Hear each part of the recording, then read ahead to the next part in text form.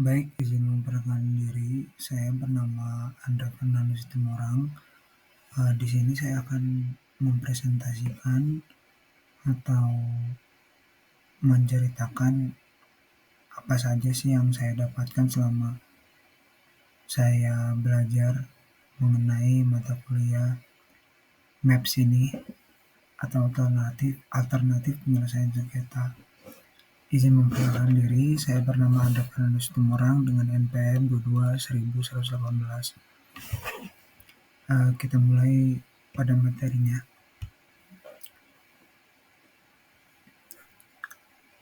Ya, yang pertama ini mengenai metode dan teknik alternatif penyelesaian sengketa. Metode dan teknik alternatif penyelesaian sengketa adalah cara untuk menyelesaikan sengketa di luar pengadilan dengan cara yang disepakati oleh para pihak yang bersengketa. Jadi di luar pengadilan gitu atau di luar litigasi. APS juga dapat dilakukan melalui berbagai metode. Ada beberapa cara, yaitu ada 5. Yang pertama itu mediasi. Mediasi adalah proses penyelesaian sengketa di mana para pihak yang bersengketa didampingi oleh seorang mediator yang netral untuk membantu mereka mencapai kesepakatan. Lalu yang kedua, ada negosiasi. Negosiasi adalah proses penyelesaian sengketa di mana para pihak yang bersengketa berdialog langsung untuk mencapai kesepakatan. Lalu yang selanjutnya ada konsiliasi. Konsiliasi adalah proses penyelesaian sengketa di mana para pihak yang bersengketa didampingi oleh seorang konsiliator yang netral untuk membantu mereka mencapai kesepakatan. Dari konsiliasi ini hampir samalah dengan mediasi gitu. Dan selanjutnya ada arbitrase.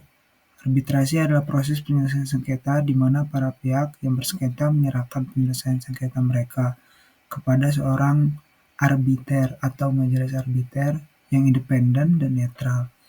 Lalu yang terakhir adalah restoratif justice atau yang biasa disingkat RJ.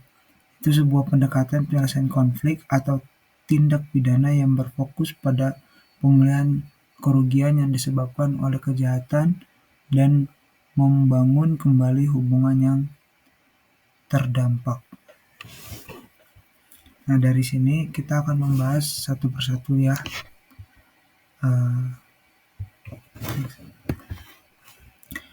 Yang pertama itu tadi ada mediasi. Mediasi itu salah satu penyelesaian sengketa secara damai di mana adanya pihak ketiga yang disebut mediator. Si mediator ini bertugas membantu pihak-pihak yang bersengketa untuk mencapai kesepakatan bersama. Terus dalam menjalankan tugasnya, si mediator harus dapat menjadi katalisator atau dapat mendorong untuk mencapai suatu keadaan yang kondusif. Terus mediator ini juga harus bisa sebagai penerjemah antara pemikiran pihak pertama dengan pihak kedua atau sebaliknya. Keuntungan mediasi ini ada banyak, yaitu para pihak yang bersengketa dapat tetap berhubungan baik. Terus lebih murah juga dan cepat. Terus ada lebih rahasia juga. Terus yang terakhir biasanya kesepakatan yang dihasilkan dari mediasi dapat dilakukan atau dilaksanakan.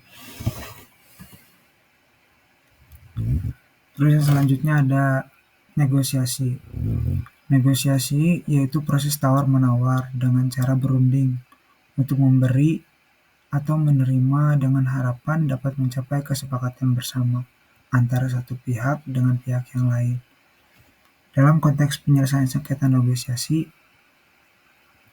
salah satu metode APS yang populer digunakan untuk menyelesaikan sengketa secara damai tanpa melalui proses peradilan. Next. Nah, selanjutnya ada konsiliasi. Konsiliasi ini tadi saya bilang hampir sama dengan mediasi. Pengertian dari konsiliasi ini yaitu suatu proses di mana dua pihak atau lebih dengan kepentingan yang berbeda-beda berusaha untuk mencapai kesepakatan yang saling menguntungkan dengan bantuan pihak ketiga yang netral. Pihak ketiga ini biasa disebut konsiliator. Konsiliator berperan untuk membantu para pihak dalam mendiskusikan sengketa dan mencapai solusi yang dapat diterima oleh semua pihak. Jadi konsiliasi itu adalah salah satu metode alternatif penyelesaian sengketa yang populer digunakan untuk menyelesaikan sengketa secara damai tanpa melalui proses peradilan. Konsiliasi memiliki beberapa kelebihan dan kekurangan, dan penting untuk mempertimbangkan hal-hal ini sebelum memutuskan untuk menggunakan metode ini. Nah, yang selanjutnya ada arbitrase. Arbitrase yaitu suatu cara penyelesaian sengketa perdata di luar peradilan umum yang didasarkan pada perjanjian arbitrase yang dibuat secara tertulis oleh para pihak yang bersengketa.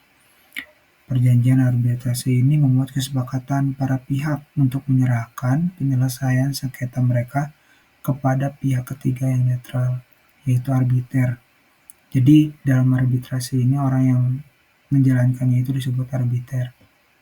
Dan untuk tunduk kepada putusan arbiter yang bersifat final dan mengikat.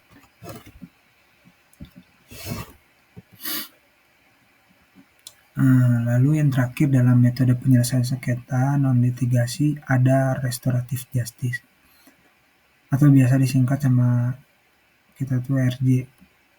Restoratif justice adalah suatu pendekatan penyelesaian sengketa pidana yang berfokus pada pemulihan kerugian yang ditimbulkan oleh pelaku pada korban dan komunitasnya, daripada semata-mata pada penghukuman pelaku.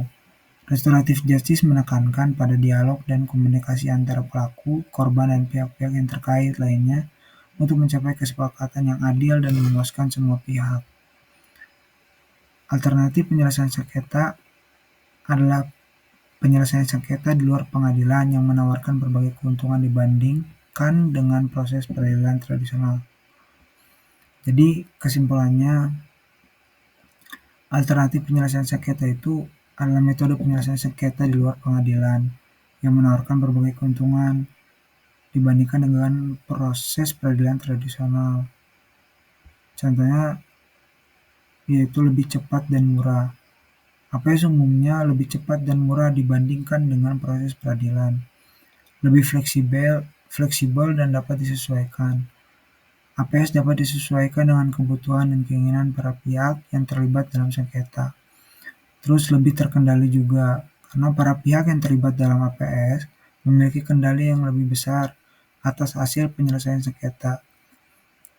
Terus ada menjaga hubungan. APS dapat membantu menjaga hubungan baik antara para pihak yang terlibat dalam sengketa. Yang terakhir yaitu solusi yang kreatif. Alternatif penyelesaian sengketa memungkinkan para pihak untuk mencapai solusi yang kreatif dan inovatif untuk menyelesaikan sengketa. Nah, jadi begitu kesimpulannya. Jadi pada saat mata kuliah MAPS ini, saya bernama Adovinalis Tomarang dengan kelompok saya mendapati tugas untuk berkunjung ke salah satu tempat penyelesaian sengketa, yaitu khususnya non-litigasi. Jadi di sini saya akan menjelaskan ada beberapa macam lembaga non-litigasi. Yang pertama itu LBH. LBH atau Lembaga Bantuan Hukum mungkin sudah tidak asing lagi bagi sebagian orang.